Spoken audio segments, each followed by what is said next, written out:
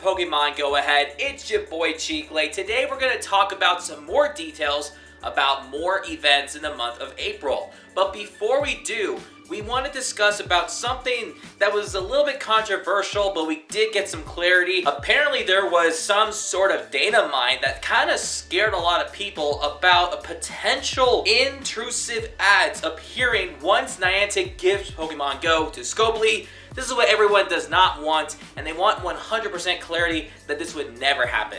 But Niantic did make a statement earlier today, well, yesterday when you're watching this video, that no, there's not going to be any ads in the game once Scopely takes over Pokemon Go, or owns Pokemon Go. The Pokemon Go development team is going to make sure that they're not going to have any in-game ads during this process, especially since this game has been around for almost 9 years. That'd be kind of ridiculous. So we're gonna make sure that they keep their word and Pokemon Go stays as an ad-free game. But now we're gonna go ahead and talk about events such as the Tyrogue Hatch Day and the Spring into Spring event. This year's Spring into Spring event is actually very interesting. But before we dive in, subscribe if you're brand new, hit the notification bell, and let us know in the comments below your thoughts about these events. And without further ado, let's dive in to the details. We're gonna start with the Tyrogue Hatch Day event since that's gonna start before the next one. This Hatch Day is gonna be on Sunday, April 6th from 2 to 5 p.m. local time. Tyrogue will be available in 2-kilometer eggs throughout the 3-hour period, and if you're lucky, you may get a shiny Tyrogue. The bonuses include 2 times hatch candy. You also have an increased chance to get shiny Tyrogue, and you get an increased chance of receiving 2-kilometer eggs from spinning Pokestops. There's also a free time research that once you complete by hatching an egg and walking 2 kilometers, you will be able to access Super Incubator and XP at no cost. So you get 1 Super Incubator and I guess a certain amount of XP. You also have the option to buy a $2 pay time ticket to get some additional bonuses. So if you complete it, you will be able to earn 2 times hatch Stardust from hatching eggs. Then from Friday, April 4th at 10 a.m. through Sunday, April 6th at 5 p.m. local time, there are a couple of extended bonuses, such as 1 half-egg hatch distance, which will be very beneficial during the hatch day because instead of 2 kilometers, you'll be walking 1 kilometer. And finally, there are event-themed field research tasks that will be available when you spin Photo Disc, and you'll be rewarded Stardust and XP, and that's pretty much the Hatch Day events. Then we have the Spring into Spring event. This event will be on Wednesday, April 9th at 10 a.m. to Monday, April 14th at 8 p.m. local time. Bonuses will include 2 times lucky egg duration, 2 times candy from hatching eggs, and you'll also have an increased chance of encountering shiny Remoraid and shiny Fledgling, as well as 1 half-egg hatch distance. Gossifleur is making its Pokemon Go debut as well as its evolution Eldegoss. There's a ton of wild encounters, but it depends on the days that you're playing this event. So in general, throughout the entire event, you're gonna get encounters with Remoraid, Fletchling, and Gossifleur. Now here's where things get a little interesting. Between April 9th at 10 a.m. to April 10th at 11:59 p.m. local time, water-type Pokemon like Marill, Lotad, Ducklet, and Dupeter will spawn in the wild, and some trainers might encounter Lapras. Then from April 11th at 12 a.m. through April 12th at 11:59 p.m. local time, fire-type Pokemon will be spawning in the wild, such as Vulpix, Ponyta,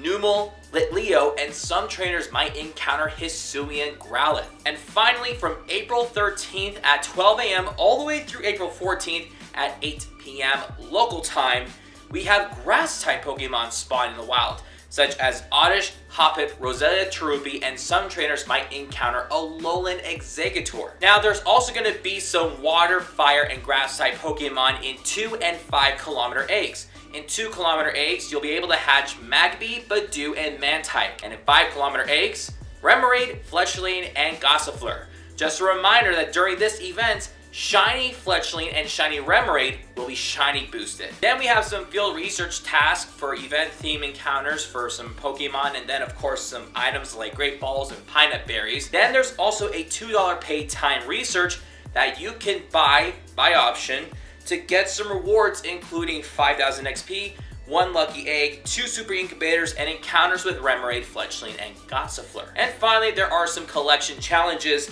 that are catch focus and you'll get some XP, Stardust, and event-themed Pokemon. So let's talk about the Tyrogue Hatch Day first. Obviously, we have already caught so many shiny Hitmontop, and then we got a couple Hitmonlee and Hitmonchan, and I did get some shiny Tyrogue on and off camera here and there. So honestly, this is a hatch day that I feel like would only be beneficial for a couple of things. One, if trainers don't have this shiny, and two, if you need to evolve a shiny Tyrogue into one of the evolutions, although it kind of depends on the stats. If the Tyrogue has higher attack, it'll evolve into Hitmonlee. If it has higher defense, it will be Hitmonchan. But if the attack and defense are even, which I think is super rare, it will be a Hitmontop. You guys might be able to finish your shiny families if you don't have this. So those will be the main reasons why you would go participate during the Hatch Day event. I don't really care about this, but I'll still participate for content's sake. And then when it comes to the spring into spring events, usually we just anticipate with just grass type Pokemon that are based on flowers or other plants, like Roselia for example. And then of course there's some Pokemon that like are egg based, like Execute and Chansey. And then like Pokemon like Baneri would spawn every time. I'm just so glad that this is the first time in like whenever that we don't get to have a buttload of Baneri during a spring event. I'm cool with that. Also, the fact that we're going to have different cycles of event Pokemon that are water, grass, and fire, although we could have had some starters featured. I think this is really interesting in the spring because in the spring it gets warm, fire. It sometimes rain in the spring, water. And of course, there's like flowers and plants, grass. Oh, see, I connected the dots. Well, once again, folks, let us know in the comments below your thoughts about these events. And also make sure you guys subscribe since we're close to 2,000 subscribers on this channel. And we will see you guys next time when we head out to Carson City and do some research tasks during the Fuzzy Buddy Research Day. We'll see you guys next time. Peace out.